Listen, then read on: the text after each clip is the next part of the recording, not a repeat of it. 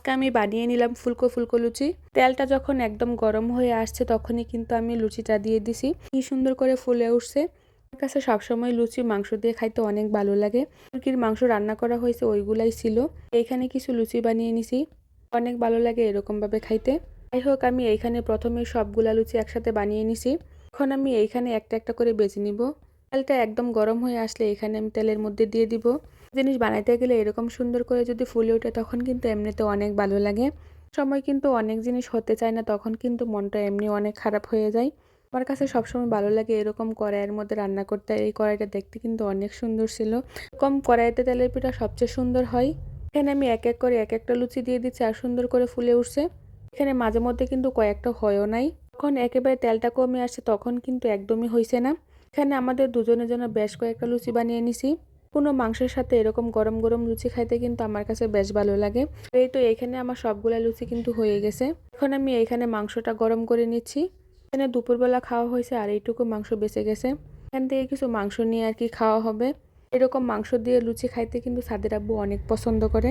বেশ কয়েকদিন পরপরই কিন্তু বানানো হতো, কিন্তু ওইভাবে আর কখনোই বানানো হয় না। একদিন হয়ে গেছে এভাবে লুচি খাই না। যে কোনো জিনিসের গরম গরম স্বাদই অন্যরকম। ঠান্ডা হলে তেমন কোনো জিনিসই খেতে মন চায় না। এদিকে তো আমি জুল দিয়েই খেয়ে নিচ্ছি, আমার কাছে তো অনেক ভালো লাগছিল। যাই হোক, তারপর কিন্তু আমরা সবাই খেয়ে নিছি। তো রাত্রেবেলা এখানে সাথে আব্বু কিছু বাজার করে নিয়ে আসছে।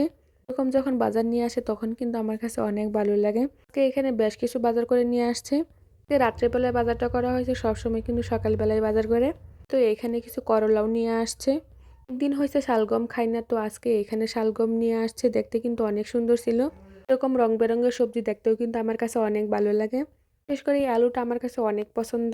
আলুটা আমাদের অনেক খাওয়া হয়, তাই কিন্তু অনেক বেশি করে নিয়ে আসে। টমেটোগুলোও কিন্তু অনেক সুন্দর ছিল। টমেটোগুলোকে বাহিরে রাখলে কিন্তু অনেক সুন্দর করে পেকে যাবে। বাজার থেকে আমি সবসময় এরকম টমেটো আনাই।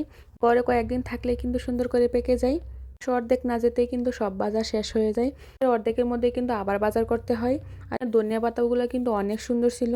এখানে কিছু চিড়া নিয়ে আসছে আর চিড়াগুলো কিন্তু অনেক সুন্দর ছিল। এগুলো খাইতেও কিন্তু অনেক মজা লাগে। তারপর এখানে কিছু নিমকি নিয়ে আসছে আর এই নিমকিগুলো খাইতেও কিন্তু অনেক মজা লাগে।